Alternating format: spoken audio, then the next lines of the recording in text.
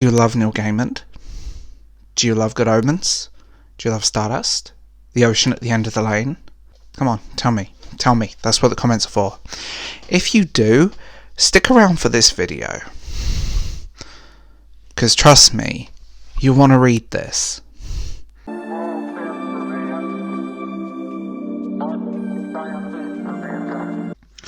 Where do I start with Birds of Paradise? There are many places I could start, and I'm going to start by mentioning please like, subscribe, and hit the little bell icon because YouTube is being YouTube. So, hi. Adam, the first man, still walks the earth, exhausted by the endless destruction. He is a shadow of his former self, and he is not the only one. The first animals scattered across the world, hiding in plain sight from mankind. But now pieces of the garden are turning up on Earth, and Adam is determined to save the pieces of his long-lost home. With the help of Eden's underlying exiles, he must stop Eden becoming a plaything for mankind.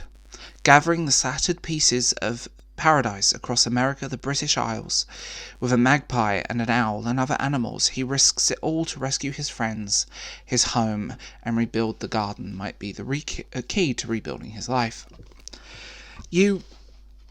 I kind of went into this with some trepidation because I always worry when I see this novel is like Neil Gaiman. You'll love this novel if you like Philip Pullman. And you know what?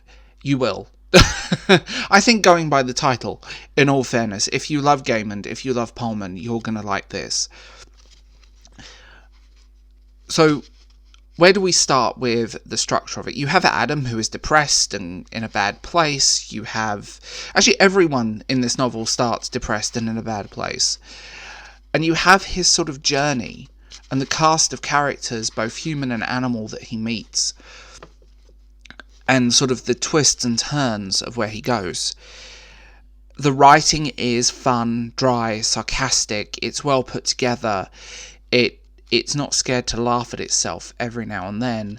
But this novel is also not scared to go to the darker places. It takes you on this ride across Britain, across America, with his friends, with this connection, and the old friends. For example, Magpie and Owl are two fantastic characters.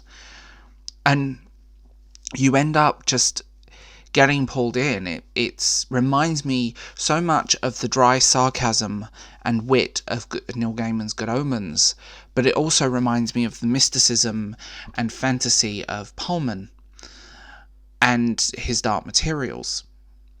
This book definitely will leave you wanting more. It's not the longest read, but that's not a bad thing. It's just under 300 pages and it flies by. I read it all in less than a day because bored. And there we go. Where do we start with? I would break it down. I was going to sit here and break it down because it's complicated to explain in that sense. The story structure is easy and light, but the twists it takes you on are not.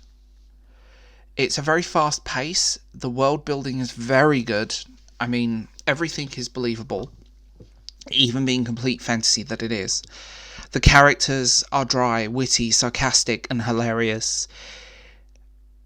It's a great read, and I'm really looking forward to more from the writer.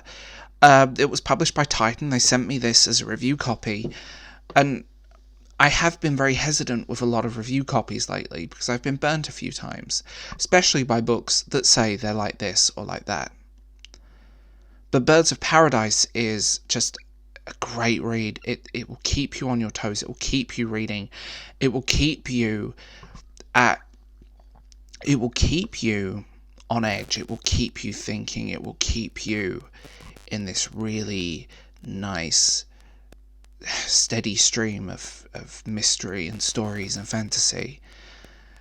Adam reads perfectly, world-weary and old and tired, and just...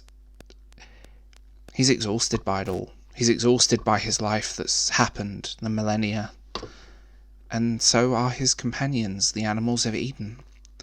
So, pick this up if you love Gaiman, if you love Pullman, if you love Terry Pratchett, if you're fans of that kind of thing, you're going to love Birds of Paradise. So as always, tell me what you think in the comments below, and I will talk to you later.